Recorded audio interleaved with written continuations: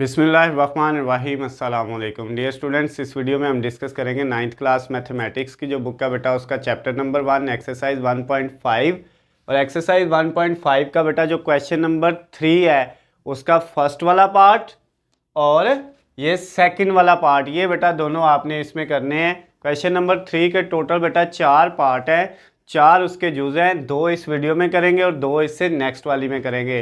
इसमें बेटा question number 3 में हमने फाइंड क्या करना है, कहते हैं आपने ये जो मैट्रिसेस दिए हुए हैं इनका इन्वर्स फाइंड करना है इफ़ पॉसिबल, अगर मुमकिन हो तो इनका बेटा क्या करें, ज़रबी मकूस मालूम करें। ये बेटा इंग्लिश में हम उसको क्या बोलते हैं, इन्वर्स बोलते हैं, और उर्दू में बेटा हम उसको क्या बोलेंगे, उसको हम ज़रबी मकूस बोलेंगे। क्या बोलेंगे, ज़रबी मकूस। ठीक हो गया।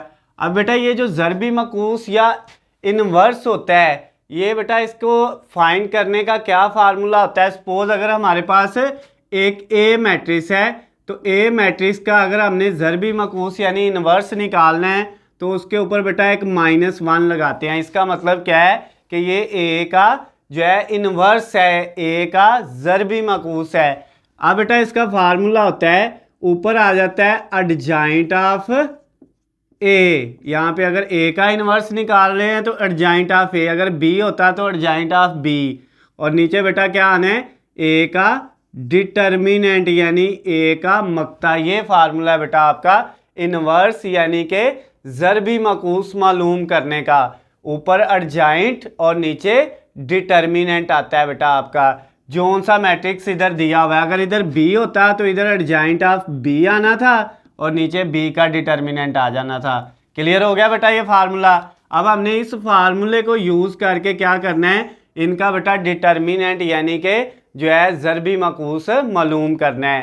तो अब बेटा इसके लिए हमें 2 चीज़ें चाहिए, एक एडजाइंट और एक डिटर्मिनेंट। एक चीज़ बेटा आपने याद रख लेनी है, जब आप किसी भी कॉलम का किसी भी मैट्रिक्स का ज़रबी मकूस यानी इन्वर्स फाइंड कर रहे हो और सबसे पहले बेटा डिटर्मिनेंट फाइंड करना है। अगर डिटर्मिनेंट का आंसर 0 आ जाता है, यानी ये वाली जो नीचे वाली वैल्यू है वो क्या आ जाए, 0 आ जाए, तो बेटा आपने फिर एडजाइंट नहीं फाइंड करना। डिटर्मिनेंट अगर 0 आ जाता है तो इसका मतलब ये है कि बटे के नीचे वाली वैल्यू 0 आ गई है। जब बटे के नीचे वाली वैल्यू 0 हो तो बेटा आगे वो मज़ीद सॉल्व नहीं होता, फिर ऊपर वाली को फाइंड करने की ज़रूरत नहीं है, जो मर्ज़ी हो। जब नीचे वाली 0 है तो इसका मतलब ये हल नहीं होना, तो उसके नीचे फिर आपने क्या लिख देना है, हल मुमकिन नहीं है, यानी इस वाले सवाल का हल मुमकिन नहीं है। इंग्लिश वालों ने क्या लिखना है, सोल्यूशन डज नॉट एग्जिस्ट, इसका हल मुमकिन नहीं है। तो बेटा सबसे पहले हम क्या करते हैं, इसका ज़रबी मकूस निकालने के लिए, इन्वर्स निकालने के लिए पहले ये जो ए दिया हुआ है इसका हम डिटर्मिनेंट यानी कि मक्ता मालूम करते हैं। तो वो बेटा किस तरह से करेंगे, ये हमने लिखा ए, और ए का डिटर्मिनेंट मालूम करने के लिए बेटा उसके गिर्द हम बार लगा देते हैं दोनों तरफ। तो अब बेटा इधर हमने बार लगाई, इधर भी बार लगाई, तो इसके अंदर वैल्यू यही आनी है, -1, 3, 2 और 0। ये डिटर्मिनेंट बेटा मैंने क्वेश्चन नंबर 1 और 2 में जो है बड़े अच्छे से मक्ता लेना आपको सिखाया है।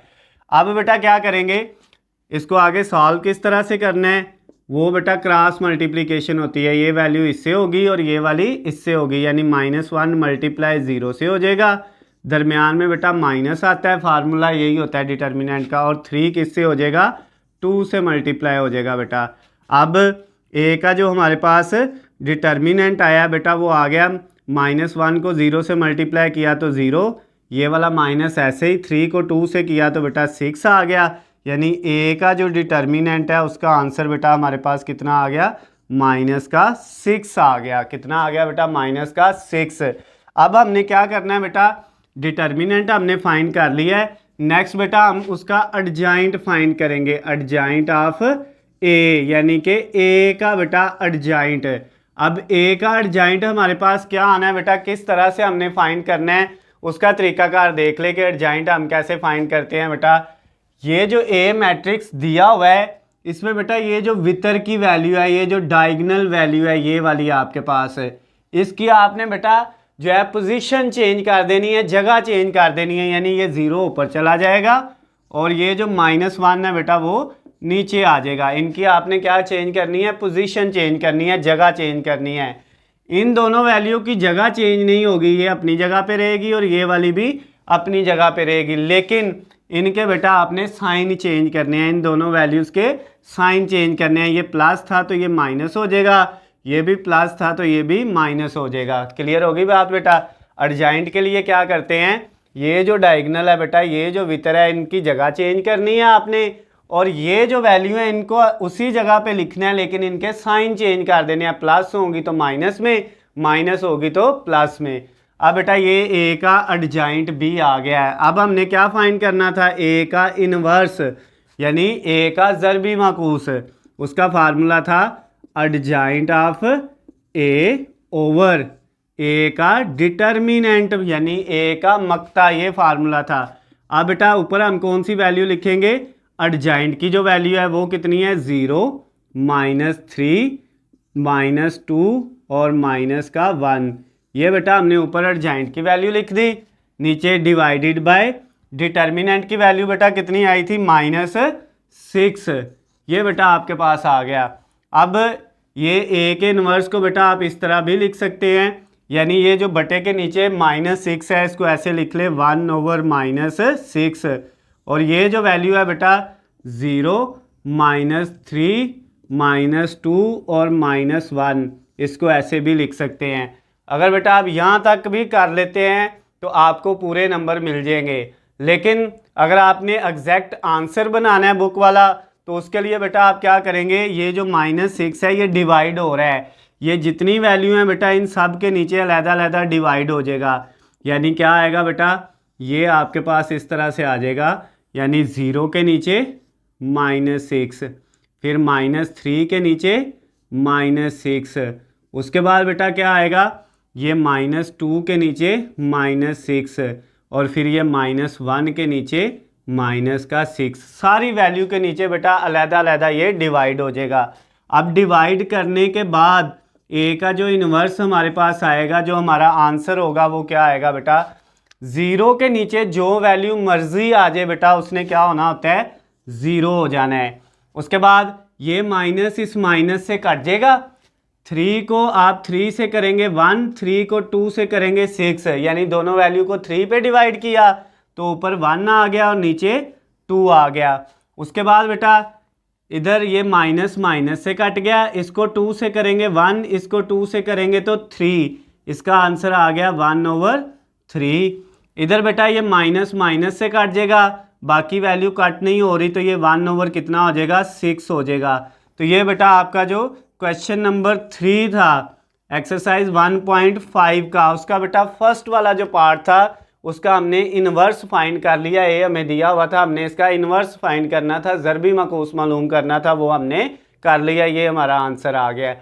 इधर बेटा हमने बी वाला जो सेकंड वाला पार्ट है इसका भी इन्वर्स यानी ज़रबी माकूस मालूम करना है, तो इसमें भी बेटा सेम वही मेथड्स आपके पास जो है। इसका फार्मूला क्या होगा, इसमें बेटा जो बी के इन्वर्स का फार्मूला है वही ऊपर एडजॉइंट ऑफ बी और नीचे बी का डिटर्मिनेंट आना है, यही फार्मूला बेटा इसमें भी यूज़ होना है आपका इन्वर्स फाइंड करने का, ज़रबी माकूस निकालने का। तो अब बेटा सबसे पहले हम नीचे वाली वैल्यू निकालते हैं यानी डिटर्मिनेंट। तो पहले हम क्या करेंगे, बी का डिटर्मिनेंट मालूम करेंगे, तो इसको बेटा डिटर्मिनेंट की शक्ल में आपने लिख लिया, ये माड की शक्ल में 1, 2, -3, -5।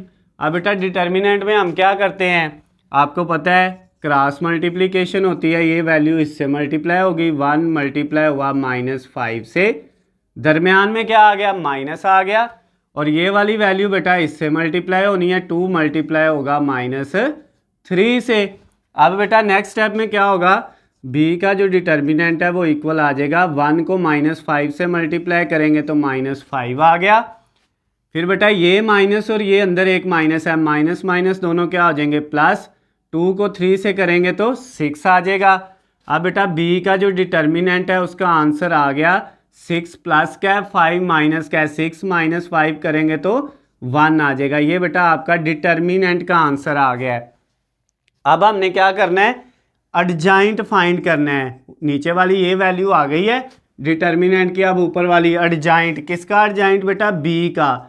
तो एडजॉइंट का क्या फार्मूला था, एडजॉइंट में बेटा हम ये करते हैं कि ये जो आपका वितर है, ये जो डायगोनल है, इसकी हमने जगह चेंज करनी है। यानी आपके पास बेटा क्या आएगा, ये वाला -5 ऊपर चला जाएगा और 1 क्या आ जाएगा, नीचे आ जाएगा। इन दोनों की पोजीशन जगह चेंज कर देनी है। ये 2 अपनी जगह पे रहेगा, ये 3 भी अपनी जगह पे, लेकिन इन दोनों के साइन चेंज करने हैं। 2 प्लस का है तो वो बेटा माइनस का हो जाएगा, 3 माइनस का है तो वो क्या हो जाएगा, प्लस का हो जाएगा। तो ये बी का एडजॉइंट भी निकल आया है।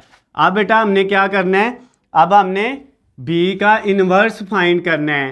तो बी के इन्वर्स के लिए बेटा आपको क्या है, यानी ज़रबी मकूस के लिए ऊपर क्या चाहिए बेटा, बी का एडजॉइंट, जो कि हमारे पास क्या आया, हम ऊपर लिख लेंगे बी का एडजॉइंट, जो हमारे पास क्या आया बेटा, -5 2 3 और 1। ये बेटा आपके पास एडजॉइंट आ गया। डिवाइडेड बाय बी का बेटा क्या आना है, जो है वो डिटर्मिनेंट, तो वो कितना था हमारे पास, वो आया था 1। अब ये बेटा हमारे पास आ गया 1। अब डिवाइड के नीचे बेटा 1 है, तो नीचे 1 जो हो उसको लिखने की ज़रूरत नहीं होती, यानी 1 इन सब पे डिवाइड होगा तो यही आ जाएंगी वैल्यू, इनके नीचे डिवाइड करने की ज़रूरत नहीं है। तो ये बेटा नीचे से 1 ऑटोमेटिकली ख़त्म हो जाता है, -5 -2 3 और 1, ये बेटा ऐसे ही आ जाएगा। यानी अगर इसके नीचे 1 लगाएंगे, इसके नीचे भी 1 लगाएंगे, तो नीचे -5 को 1 पे डिवाइड करें तो -5 ही आता है, -2 को 1 पे डिवाइड करेंगे तो -2 ही आएगा। तो इसका मतलब ये हुआ कि ये बेटा आपके पास जो है क्वेश्चन सॉल्व हो गया। सेकंड वाला पार्ट जो है क्वेश्चन नंबर 3 1.5 एक्सरसाइज का, उसमें बेटा आपने ज़रबी मकूस यानी इन्वर्स फाइंड करना था, वो हमने कर लिया है। तो क्वेश्चन नंबर 3 का फर्स्ट वाला पार्ट भी कंप्लीट, सेकंड वाला पार्ट भी कंप्लीट।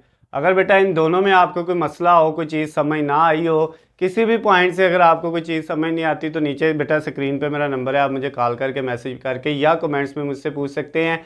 उसके अलावा बेटा अगर आपको किसी भी सब्जेक्ट के हलशुदा नोट्स चाहिए, हलशुदा गेस्ट पेपर चाहिए या पेपर पेयरिंग स्कीम चाहिए, तो उन सब का लिंक नीचे डिस्क्रिप्शन में दिया हुआ है, वहाँ से जाकर आप डाउनलोड कर सकते हैं। वीडियो पसंद आए तो इसको ज़्यादा से ज़्यादा लाइक और शेयर करना है। अल्लाह हाफिज़, खुश रहे।